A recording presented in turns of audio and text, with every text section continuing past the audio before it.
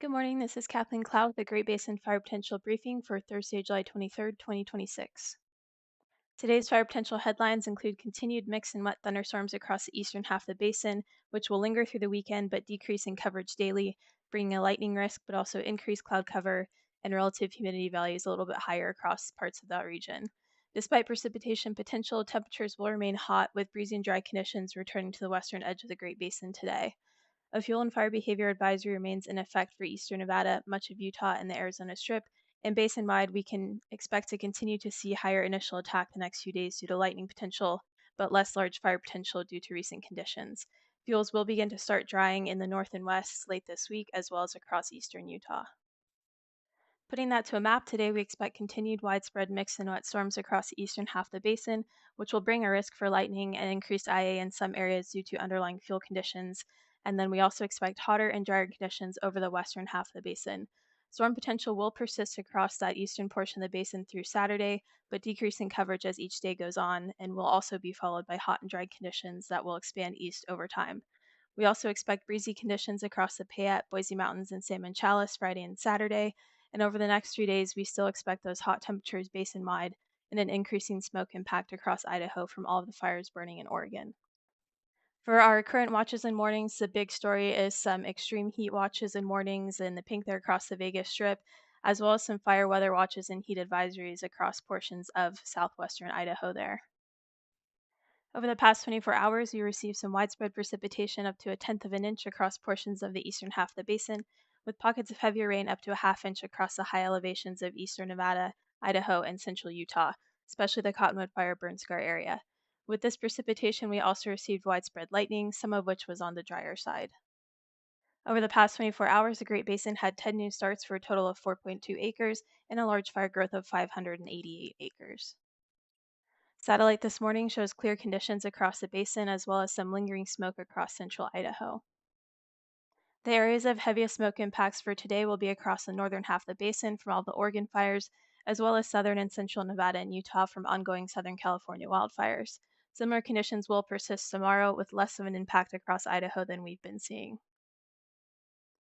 Forecast fire conditions include high ERC values across the northern portion of the basin, with values below 80% across much of the southern half of the basin. You can also see, however, in the next 3 days that ERC values will begin to climb basin wide. You can see for our southwest Idaho and southern Sierra Front PSAs, we will start to climb right back into that 90th percentile range. Over the next 3 days, we'll continue to see that dry air push its way into the basin, but also still that potential for some pop up storms in those pockets in the black there across the next 3 days. With that, we'll see some low risks today following the recent precip, and that risk will change through the weekend, and we'll see more moderate risk creep into the map from west to east, as well as that wind risk in northern central Idaho there that we've been talking about on Saturday. Our main wind concerns remain those gusty storm outflows from any pop up storms that we'll see through Saturday, as well as a higher impact day wind wise on Saturday with those breezier conditions across portions of central Idaho there in the orange. With that, we'll also see our last day of RH values kind of in the teens, and that will decrease through Friday and Saturday, where we'll be back down into the single digits in some areas in the western portion of the basin. And also, we'll see some drying out from today in the low 30s across the eastern half of Utah to then the teens as well on Saturday. So overall, that kind of warming and drying trend. You can see all of that reflected in our precip maps here. So today we'll see some more widespread rain coverage, some higher totals in the higher elevations there. And then through Saturday, that coverage will decrease in size and we'll likely see just light precipitation amounts from some isolated pop-up storms. Temperature-wise, we will remain hot. You can see a lot of triple digits on the map and will continue to heat up, especially across Utah as things progress. A lot of triple digits, 100 degrees around Salt Lake City Friday and Saturday. So just overall very hot across the basin, a couple degrees above normal for us. Looking into the long term, you can see that dry air persisting, as well as a very dry pocket of air in the red there sitting over portions of central Idaho Sunday through Tuesday. And we'll still see that chance for some pop up storm activity with all of this. You can see on Sunday, we've increased our wind risk to the east to include a larger portion of those higher elevations in central Idaho. And then again, that moderate risk expanding from west to east across the basin as things heat up and dry out through Tuesday. You can really start to see the impact that drying trend will have on our predicted minimum relative humidity values.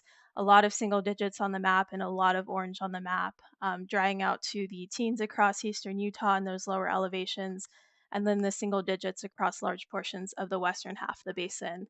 Wind gust wise, you can see that pocket of higher winds in the dark greens here across portions of Idaho. So that's something that we are looking out for as well. For our long-term precip outlook, you can see Sunday that precip chance is quite diminished and small in coverage, but then we'll actually see a return for some precip chances in the higher elevations of Utah and Wyoming Monday and Tuesday. You can also see we still expect to see triple-digit temperatures across a lot of areas of the basin, high 90s, and just overall a lot of red and orange on that map. We will start to see temperatures maybe start to come back down on Tuesday, but again, still very hot basin wide.